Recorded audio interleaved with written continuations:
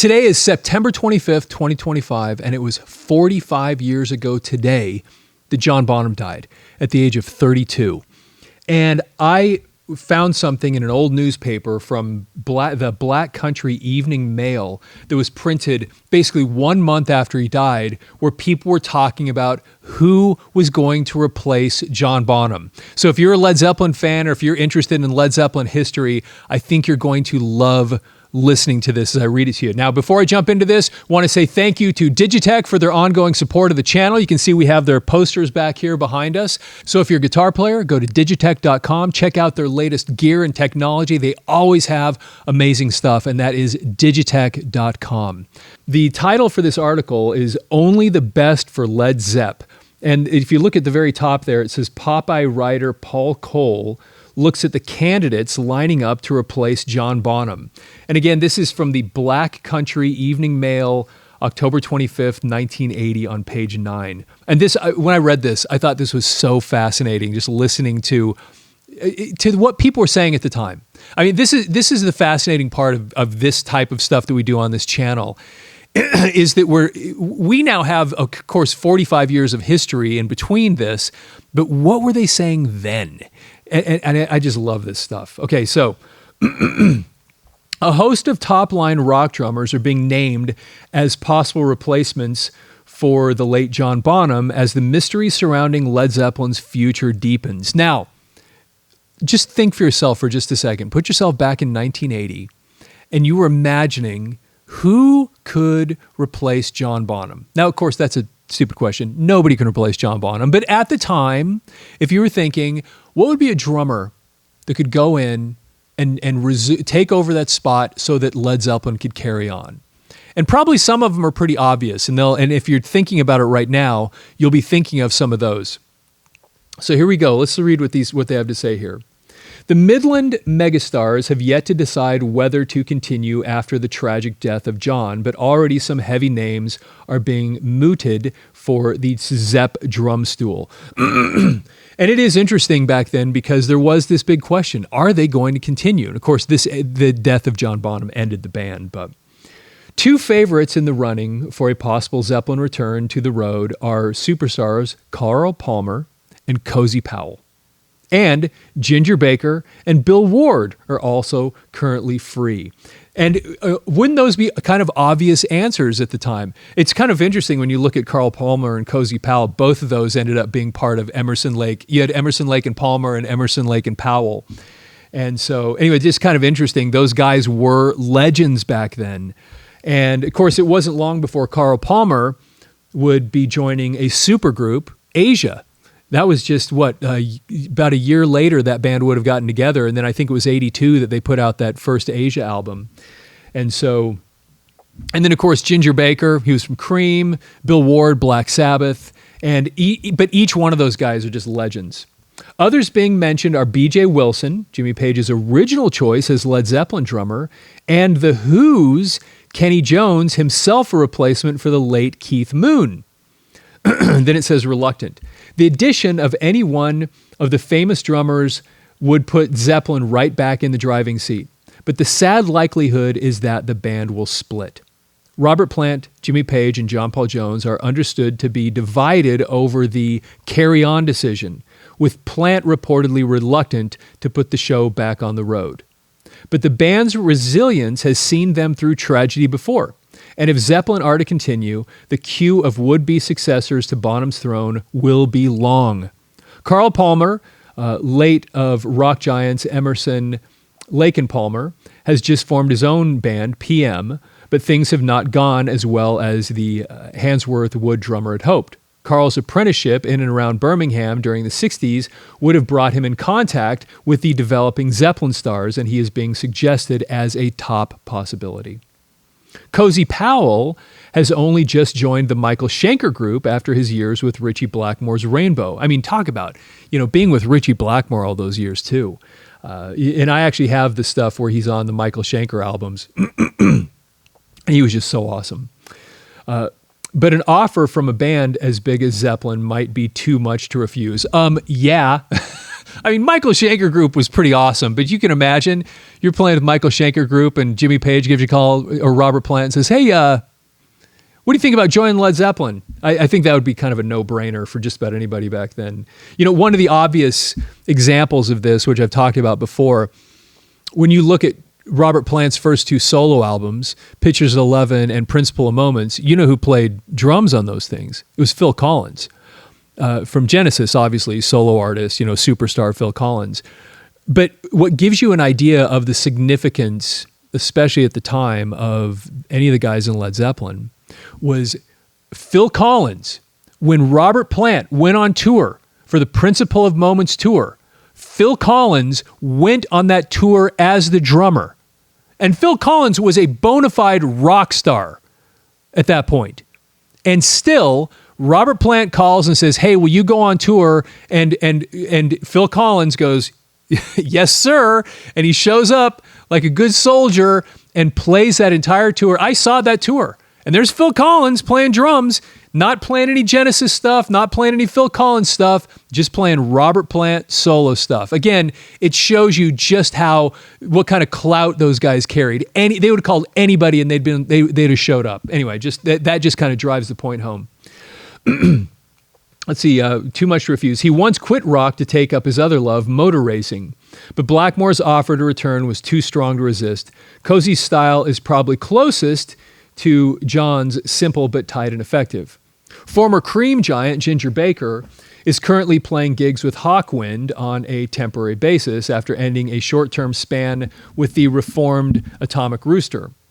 Since the heady days of Cream and Air Force, his experiments with Baker Gurvitz's Army and Energy have been short of expectations. Friends say he's at a bit of a, I think that's supposed to say loss. Oh no, a bit of a loose end.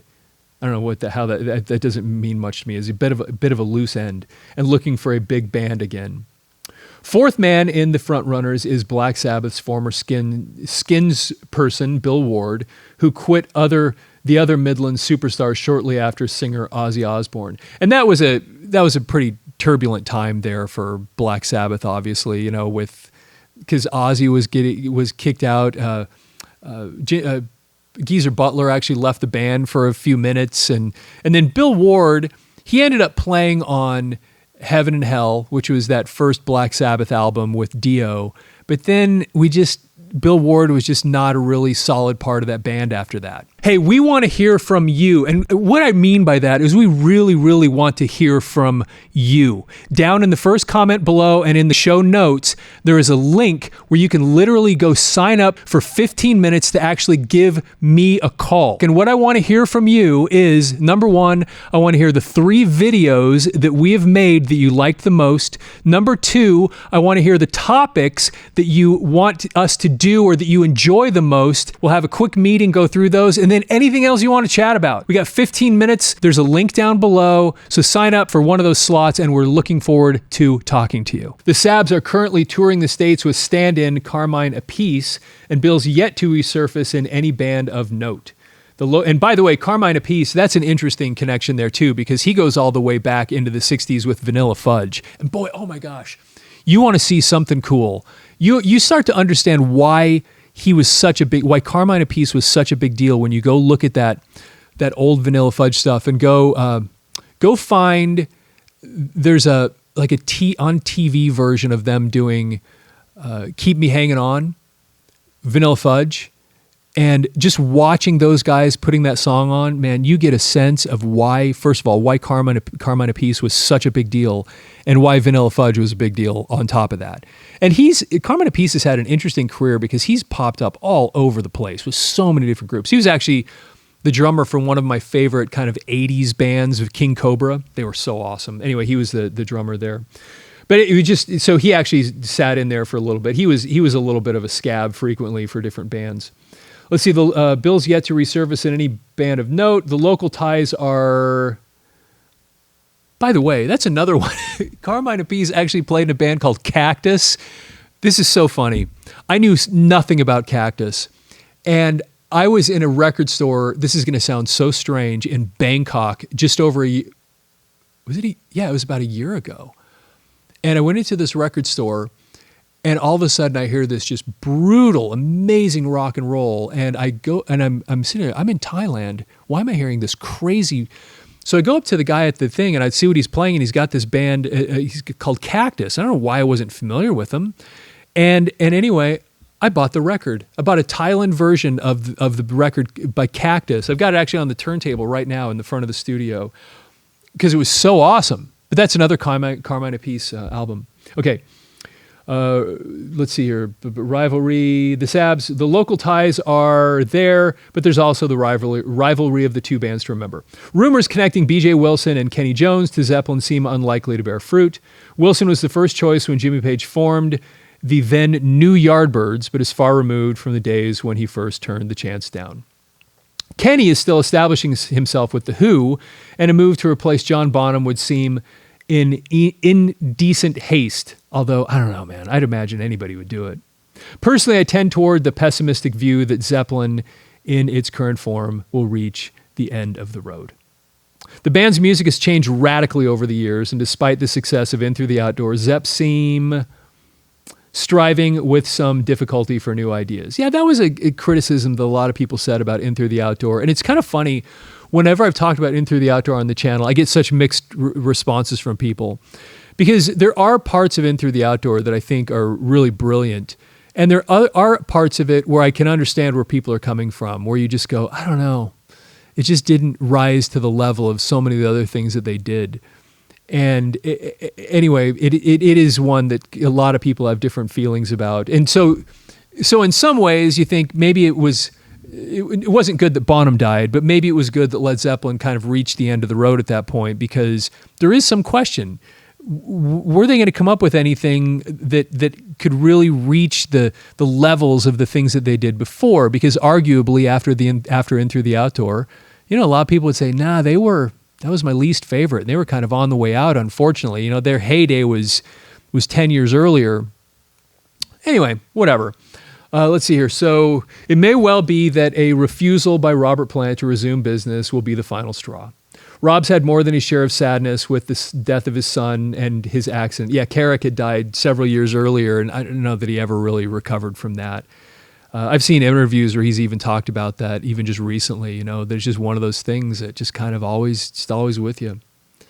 There may also be the widely reported mistrust of Page's dabbling in the occult, even though a straightforward cause of death has been recorded on John Bonham. And they have to throw that in there because there always was this little thing, is it possible that Jimmy Page's involvement with the occult? And I'm sure as I say this, that there are people watching this channel that think for sure that it was something to do with that. But, if it should come to a split, please remember Zeppelin as they were in their heyday, the magnificence of Stairway to Heaven, the power of Black Dog, and the intensity of Whole Lotta Love. And who knows?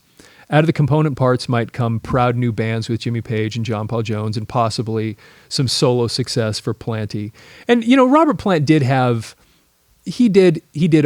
okay with his solo career. He did have some really good tunes. I mean, actually, Pictures 11 for me was a little bit of I had to learn to like it, but over time, I ended up loving that album. I still think, looking back on his career, that might be the best thing that he ever put out. For those of us that love this classic media, I think most of us remember these things, audio and videotapes. And I recently realized that a lot of the viewers of this channel don't realize that behind this channel, there's a company called the Audio Mover Digitizing Studio. And for 25 years, we've been digitizing old media like this for individuals and organizations across the United States and Canada. So if you have any old audio or videotapes you need preserved, we can help.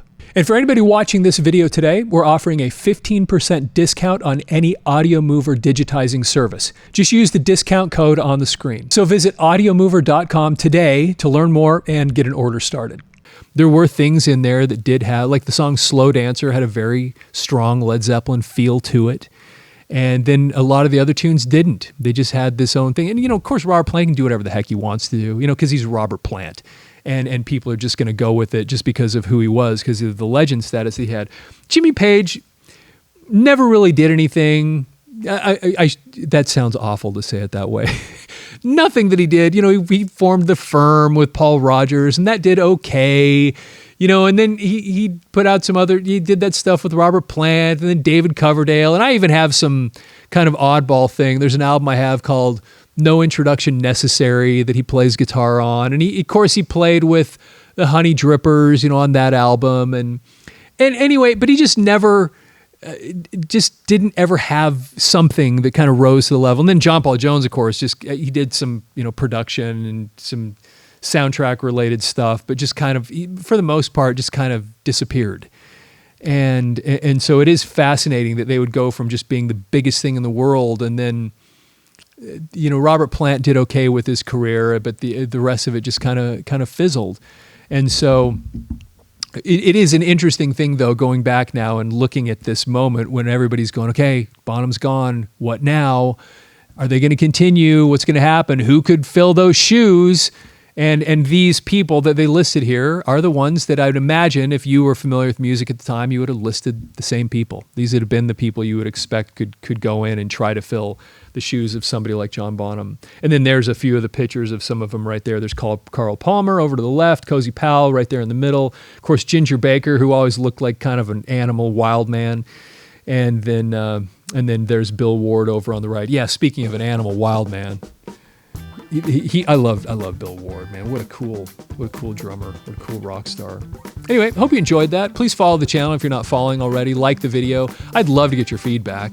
If you had any other thoughts of who else would you have picked to go be with not Black Sabbath, who to join Led Zeppelin at the time? Who could have pulled that off? It was years before Jason was old enough to do anything. He was just a kid at this point. And so anyway, who else could have filled those shoes if you could have picked somebody back then?